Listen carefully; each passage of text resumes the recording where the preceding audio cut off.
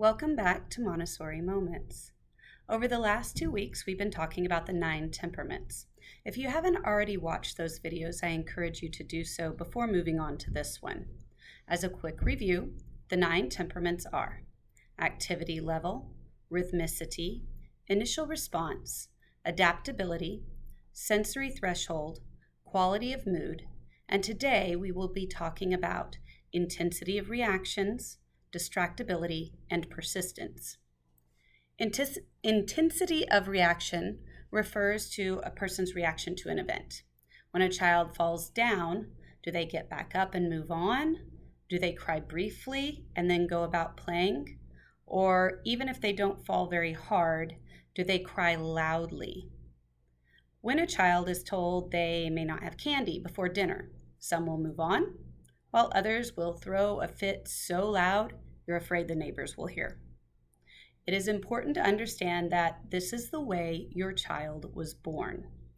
We can help children understand their own tendencies and how to confront and control them. I understand you're upset about not getting candy. Right now, I like candy too. But we're not going to spoil our dinner by eating it ahead of time. Would you like to put one piece of candy beside each person's plate so we can all enjoy it together after dinner? This validates your child's feelings, but makes it clear that you will not go against the rules. It also assures your child that they can have that piece of candy after dinner, and it makes them feel useful and maybe even distracts a little by putting out the candy for everyone to enjoy. Helping our children cope with big reactions will help them with relationships with you, the parents, peers, and ensure more success in school situations. Giving in to our child's reaction is not the answer. This will make them think that a big reaction will get them what they want, which will not be the case with peers or at school. Instead, examine and validate feelings while talking your child through the rules and some solutions. Distractibility can be both a blessing and a curse.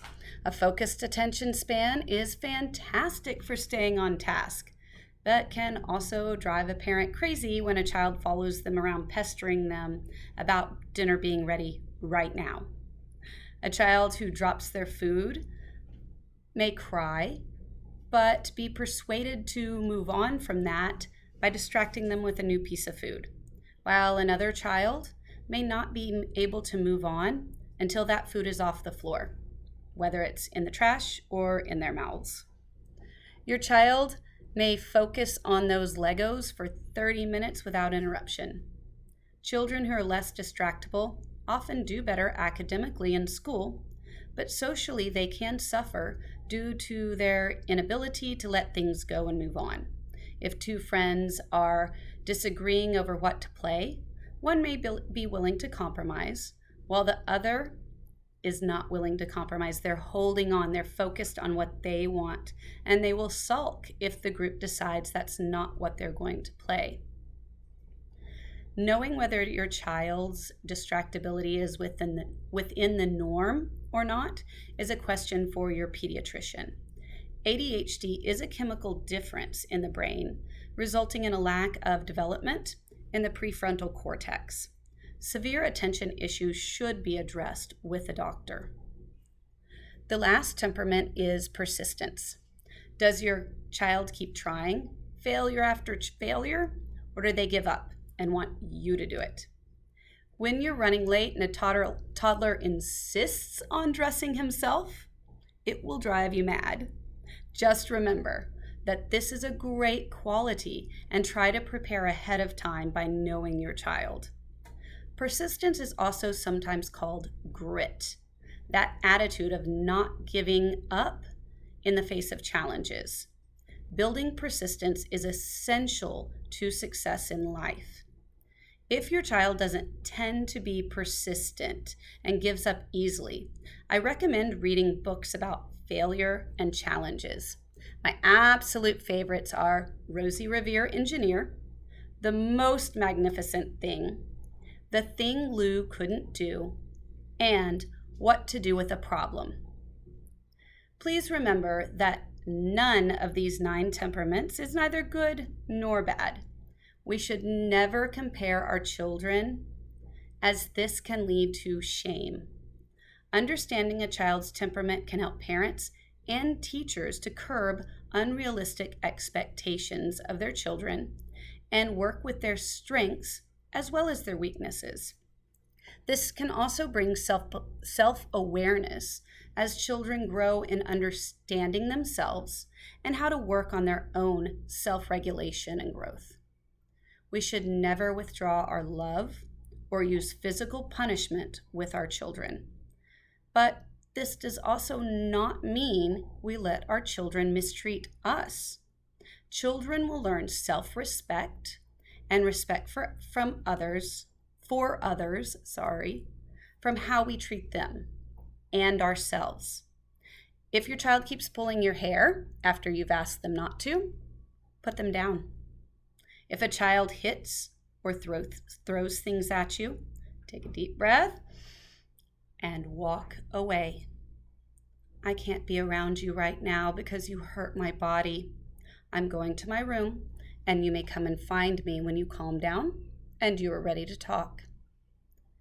Continue to set the example for your child. We can't be perfect, and this is also an important message. Work toward improvement, not perfection. When you are wrong, you get angry, you yell, calm down, and apologize. I'm sorry I got angry at you. I know that you did not mean to hurt me when you got frustrated and threw the plate. I should not have yelled at you. I'm still angry and disappointed in your actions, but I will try in the future not to yell. You need to ask for help instead of throwing things, so let's go pick up the food off the floor together. Dr. Nelson, in one of her Positive Discipline books, I've been using this one lately, Positive Discipline for Preschoolers. She says, kindness shows respect for the child and their uniqueness, while firmness shows respect for the needs of the situation. By understanding your child's temperament, you will be able to help him reach his full potential as a capable, confident, and contented person.